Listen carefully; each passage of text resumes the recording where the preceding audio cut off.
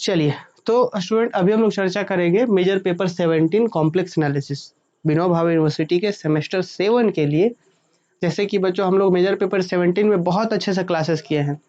हमको लग रहा है कि 76-77 लेक्चर्स हुआ है, इसमें बहुत अच्छे तरीके से सारे टॉपिक्स पढ़े हम लोग, इंपॉर्टेंट क्वेश्चन का कलेक्शन भी दिए हैं। लेकिन अब लास्ट में हम आपको 8-10 क्वेश्चन बताना चाह रहे हैं जो आप लोग अभी तक किए हैं तो बहुत अच्छी बात है, नहीं किए हैं तो प्लीज़ इनको कर लीजिएगा, क्योंकि ये क्वेश्चन जो होंगे एकदम इंपॉर्टेंट में से भी छाट करके ले आए हैं। देखिए, जैसे आप लोगों को मेजर पेपर 17 कॉम्प्लेक्स एनालिसिस के लिए शॉर्ट क्वेश्चंस, जो बच्चे यूट्यूब पे देख रहे हो तो इसको स्क्रीनशॉट लेके भाई प्रैक्टिस कर लीजिए। सब ये सब शॉर्ट क्वेश्चंस है, तो ये सब तो था ही, ये आप देख लीजिए यहाँ पे, ये सब शॉर्ट क्वेश्चंस है।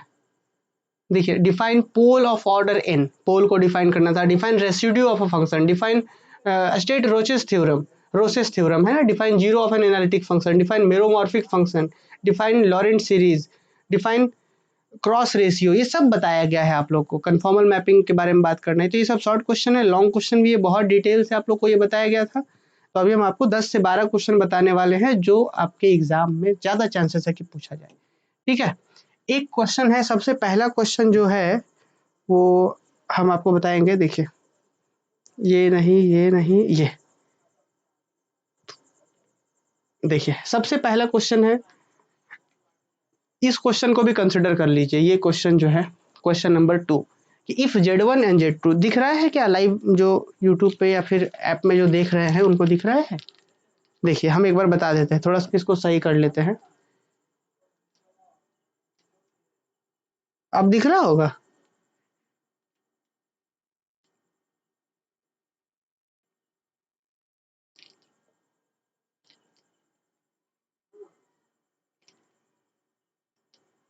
चलिए, अब पक्का दिख रहा होगा।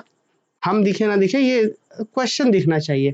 देखिए क्वेश्चन क्या है जी, if Z1 and Z2 are two complex numbers then prove that mod Z1 plus Z2 का होल स्क्वायर है प्लस Z1 माइनस Z2 के मॉड का whole square equal to this and deduce that this relation. ये important है, ये जो relation नीचे में ये इंपॉर्टेंट है। कभी कभी सिर्फ यही बोल देता है, तो ये पूरा क्वेश्चन ये एक एज अ क्वेश्चन रखिए। हम इसको क्वेश्चन नंबर माने 1 में हम लिखते हैं कि भाई पहला इंपॉर्टेंट क्वेश्चन क्या है, तो ये वाला रिजल्ट है। देखिए, mod alpha plus under root, देखिए ये वाला क्वेश्चन कि भाई ये एक रिजल्ट समझिए ना ये। ठीक है, क्वेश्चन नंबर 1। क्वेश्चन 2 आपको क्या देख करके पहले से रेडी रखना होगा एग्जाम से पहले। ये सब तो इंपॉर्टेंट है, नो डाउट। एक क्वेश्चन ये है, prove that the centroid of the triangle whose vertices are Z1 Z2 Z3 is Z1 plus Z2 plus Z3 by 3, है ना। कि सेंट्रॉइड जो होता है ट्रायंगल का जिसका वर्टिसेस Z1 Z2 Z3 हो, वो ये होता है, ये मिल जाएगा। अगर आप लेक्चर्स में देखना चाह रहे हैं तो ये हम डाउट क्लासेस में इसको बताए थे। कन्फॉर्मल मैपिंग का शायद, कन्फॉर्मल मैपिंग जब चल रहा था तो उस चैप्टर में डाउट में हम इसको बताए थे। हालांकि हम अरेंज कर देंगे इंपॉर्टेंट क्वेश्चन वाले में ही इस सब का वीडियो सॉल्यूशन ऐड कर देंगे। तो क्वेश्चन नंबर 2 जो है सेंट्रॉइड वाला जो है ये लिख लीजिए, सेंट्रॉइड वाला क्वेश्चन जो है वो। ठीक है, अब एक क्वेश्चन जो है रीजन से रिलेटेड 100% आएगा कि determine the region of the Z plane which this is less than equal 3। तो ये हम क्लास में बताए थे। अब कहाँ मिलेगा? वही कन्फॉर्मल मैपिंग वाला ही डाउट सेक्शन में इसको सॉल्व करवाए थे। हालांकि वीडियो सॉल्यूशन हम कल अरेंज कर देंगे आपको इंपॉर्टेंट वाले में ही। तो एक रीजन से रिलेटेड क्वेश्चन नंबर 3, रीजन से रिलेटेड। ठीक, और एक चौथा क्वेश्चन बता दे जो एकदम आएगा ही आएगा एग्जाम में, वो है ये, state and proof necessary and sufficient condition for F Z to be analytic. ये दो क्वेश्चन अपने आप में मिला के रखे हुए हैं। State and proof necessary and sufficient condition for F Z to be analytic. ध्यान दीजिएगा, कभी कभी अलग अलग पूछ देता है कि नेसेसरी कंडीशन या state and proof necessary condition for F Z to be analytic या सिर्फ सफिशिएंट। तो आपको दोनों कर लेना है, नेसेसरी सफिशिएंट हो सकता है साथ में पूछ दे 15 नंबर में एक अकेला क्वेश्चन है, ये क्या हुआ। ठीक है, तो साथ में पूछ सकता है ये। तो यहाँ पे नेसेसरी एंड सफिशिएंट कंडीशन तो लिखेंगे ये ध्यान से कि नेसेसरी एंड सफिशिएंट कंडीशन किसके लिए? For analytic. क्योंकि एक और नेसेसरी कंडीशन और सफिशिएंट कंडीशन आएगा किसके लिए? तो फंक्शन टू बी कन्फॉर्मल। तो कंफ्यूज नहीं होना है, ये analytic necessary sufficient condition for analytic है और एक कन्फॉर्मल का भी आएगा। तो ये सब क्वेश्चन आप देखते जाइएगा, ये सब क्वेश्चन जो है एक श्योर इसमें से एक क्वेश्चन आएगा। ये देखिए कि प्रूव दैट, ये एनालिटिक, ये तो ठीक है, ये भी क्वेश्चन एक बार पूछा गया था। ये देखिए उसके बाद आएंगे रिटर्न, हाँ ये क्वेश्चन जी, if u equal to x minus 1 का power cube minus 3xy square plus 3y square determine v, मैंने u दिया हुआ है, मुझे v निकालना है इस तरीके से ताकि u प्लस आई भी एक एनालिटिक फंक्शन बन जाए।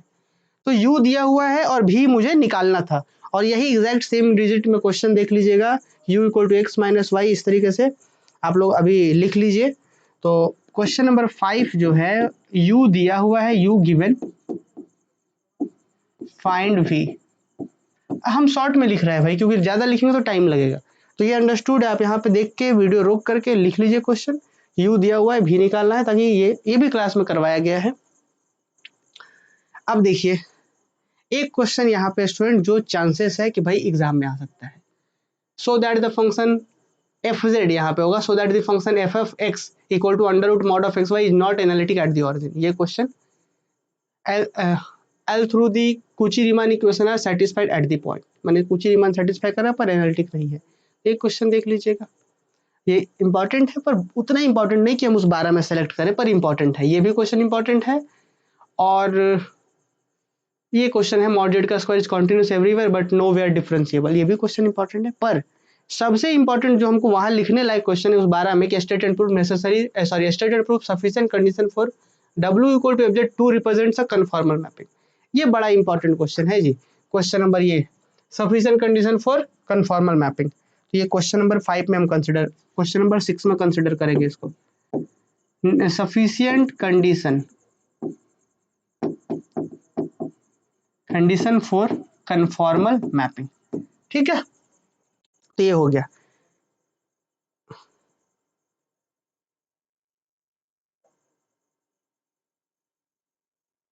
अब देखिएगा स्टूडेंट, यहीं से शुरुआत होता है बहुत बहुत बहुत ही इंपॉर्टेंट रिजल्ट्स का।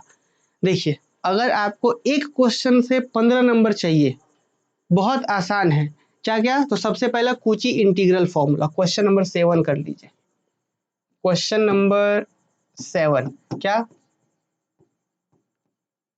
कुची इंटीग्रल फॉर्मूला, कॉम्प्लेक्स इंटीग्रेशन का है ये, Cauchy integration formula and Cauchy integral formula for derivative, ये दो अलग अलग है इसमें। तो आप बोलेंगे कि सर एक में क्यों दे दिए, क्योंकि दोनों एकदम सिमिलर है, कुची इंटीग्रेशन या कुची इंटीग्रल बोल दीजिए, इंटीग्रेशन नहीं, कुची इंटीग्रल कर दीजिए, कुची इंटीग्रल ही होता है। कुची इंटीग्रल फॉर्मूला और एक होता है कुची इंटीग्रल फॉर्मूला फॉर डेरिवेटिव, दो अलग अलग चीजें हैं। तो ये दो क्वेश्चन अपने आप में समझिए। तो एग्जाम में ज्यादातर पूछा जाता है state and proof Cauchy integral formula, तो आपको यही वाला करना है। कभी कभी पूछ देते हैं कि state and proof Cauchy integral formula for derivative of analytic function, तो ये दोनों क्वेश्चन आपको देखना पड़ेगा। तो वो शायद हम यहाँ लिखे हैं क्या, देखिए ना यहाँ लिखा हुआ है state and proof Cauchy integral formula या state and proof Cauchy integral formula for derivative of analytic function, तो ये दोनों क्वेश्चन इंपॉर्टेंट है, ठीक है। तो ये एक क्वेश्चन। और देखिए क्वेश्चन नंबर 8 में आ जाइए स्टूडेंट। क्वेश्चन नंबर 8 में सबसे इंपॉर्टेंट जो है, देखिए 3-4 नेमिंग थ्योरम्स है, Cauchy Goursat theorem, maximum modulus principle, देखिए यहाँ पे सब लिखा हुआ है। ये देखिए,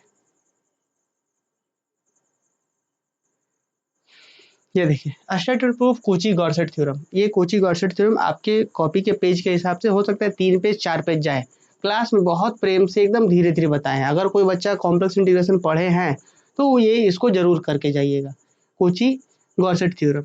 फिर स्टेट एंड प्रूफ स्वार्ज लेमा, ये तो एकदम श्योर रहे कि ये क्वेश्चन आएगा, स्वार्ज लेमा वाला, स्वार्ज लेमा, ठीक है। और एक क्वेश्चन नंबर 9 मोरेरास थ्योरम, मोरेरास थ्योरम क्या है, स्टेट एंड प्रूफ मोरेरास थ्योरम, ठीक। और इसके बाद जो है स्टूडेंट इंपॉर्टेंट तो है भाई, state and proof Cauchy, state and proof Cauchy's residue theorem important है। यहाँ पे आगे आइएगा state and proof Rouche's theorem, ये भी इंपॉर्टेंट है। State and proof Laurent series, state and proof Taylor series, है ना। यहाँ पे देखिए state and proof maximum modulus principle, फिर कोची इंटीग्रल फॉर्मूला बता ही दिया आपको, फिर लियो वॉलिस थ्योरम हो गया, टेलर्स थ्योरम हो गया, सारे के सारे ये जो नेमिंग थ्योरम्स है एकदम 15 के 15 नंबर्स दे करके जाएंगे। तो नेमिंग थ्योरम्स जो है एक भी नहीं छोड़िएगा आप लोग। हम सीधा डायरेक्ट अब ऐसे लिखने का तो 3-4 हो जाएगा, लियो वॉलिस हो जाएगा, मैक्सिमम मॉडुलस प्रिंसिपल हो जाएगा, और देखेंगे तो फिर टेलर्स हो गया, फिर लॉरेंट्स हो गया। तो मैंने हम कहना चाह रहे हैं कि जो 4-5 क्वेश्चंस हैं नेमिंग वाले जो है 10 नंबर पॉइंट पे, नेमिंग वाला बिल्कुल मत छोड़िएगा। मैंने हाँ डायरेक्ट लिख सकते हैं ना कि भाई क्या क्या है टेलर्स, और टेलर से ज़्यादा अगर सिर्फ मान लीजिए कोई किसी बच्चे को सिर्फ 10 ही करना है, नहीं कर सकता है ज़्यादा, यहाँ पे आप नेमिंग वाला कर लीजिए। और अगर किसी बच्चों को चाहिए कि नहीं हमको सिर्फ 10 ही करना है, तो वो क्या कर लीजिए, देखिए हम बताते हैं। तो वो क्या कर लीजिए, कूची रेसिड्यू थ्योरम और एंड एग्जाम्पल कूची रेसिड्यू थ्योरम और उससे रिलेटेड एग्जाम्पल कहाँ मिलेगा। अगर देखिए जो बच्चे कोर्स ज्वाइन किए हैं तो उनको तो A to Z सबका सॉल्यूशंस कोर्स में मिलेगा, और जो बच्चे कोर्स नहीं ज्वाइन किए हैं तो उन लोगों के लिए इसका जो है कूची रेसिड्यू थ्योरम का स्टेटमेंट और प्रूफ और एग्जाम्पल से। एक स्टूडेंट कह रहे थे कि सर इसका दे दीजिए, तो हम क्या किए उसको फ्री कर दिए हैं। कहाँ पे, तो धनबाद मैथ अकेडमी के ऐप में जाइए, VBO के सेमेस्टर 7 के कोर्स में जाइए, परचेज नहीं करना है, कंटेंट में जाएंगे तो आप देख पाएंगे कि जो चैप्टर है, कौन सा चैप्टर है जी, तो हम दिखा ही देते हैं, कहाँ से दिखेगा। मैं कॉम्प्लेक्स इंटीग्रेशन का जो चैप्टर है, लास्ट के जो 3 लेक्चर्स हैं जिसमें कूची रेसिड्यू थ्योरम बताया गया है, फिर लास्ट का 2 लेक्चर जिसमें एग्जाम्पल बताया गया है, तो उसको देख लीजिएगा, एकदम 15 नंबर श्योर हो जाएगा। तो अगर इतना कर लिए हैं तो बहुत अच्छी बात है, नहीं किए हैं तो अभी टाइम है, करिए। और ये सब जो नेमिंग थ्योरम्स है ना, भले थोड़ा लंबा जाता है बहुत आसान, माने एकदम सीक्वेंस में फ्लो एकदम फ्लो में चलते चलता है, कैलकुलेशन है बस, बड़ा बड़ा इंटीग्रेशन और ब्रैकेट देखने को मिलेगा, बस है कैलकुलेशन आसान। ठीक है, तो और कोई दिक्कत है तो अभी कमेंट करिए, बाकी इतना कम से कम करके जाइए। और बाकी हम इम्पोर्टेंट के लिए तो आप लोग को 32 क्वेश्चन दिए हैं, कोई अगर अच्छे बच्चे होंगे, अच्छे स्टूडेंट होंगे तो पूरा 31 क्वेश्चन करेंगे। अब मान लीजिए कोई अभी तक कुछ नहीं पढ़े हैं तो इतना तो पढ़ लीजिए, है ना। और अगर इतना भी नहीं पढ़ पाइएगा तो फिर एक विकल्प है, आप लोग कहिए तो बताएं, चलिए बोलिएगा तो बताएंगे। अनुप्रिया कह रहे हैं कि MJ16 में भी इस तरह बता देते, तो अनु बताए थे, आप उस दिन शायद ज्वाइन नहीं किए थे। सेम ऐसे ही मेजर पेपर 16 का भी बताए हैं, YouTube channel Dhanbad maths academy पर भी चले जाइए, ऐप के लाइव सेक्शन में भी जा सकते थे। हालांकि ऐप में हम वीडियो अपलोड कर देंगे, उसमें भी 10-12 क्वेश्चन बताए हैं, उससे बाहर जो है नहीं रहेगा, मैंने बाहर रहेगा ठीक है, पासिंग मार्क्स आराम से होगा।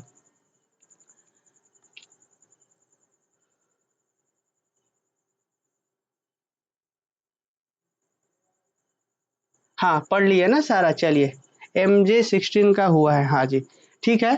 तो आप लोग अगर कहेंगे तो हम वो तीसरा विकल्प बताएंगे। पहला विकल्प है कि सारा पूरा सिलेबस पढ़िए, दूसरा विकल्प है 31 क्वेश्चन कम से कम कर लीजिए, तीसरा कुछ नहीं है तो इतना तो करिए, और चौथा भी एक विकल्प है। बोलिए, चलिए लाइट जो है ना बढ़ा लेते हैं।